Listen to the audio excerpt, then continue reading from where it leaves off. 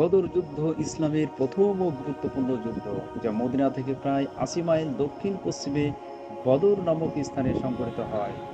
এটি ছিল মক্কার কাফিরদের বিরুদ্ধে মুসলমানদের আত্মরক্ষামূলক যুদ্ধ।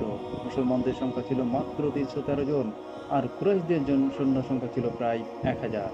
কুরাইশরা মুসলমানদের নিধন ও ইসলাম ধ্বংসের প্রস্তুতি নিচ্ছিল।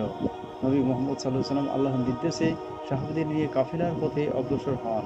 কিন্তু যুদ্ধ অনিবার্য হয়ে ওঠে।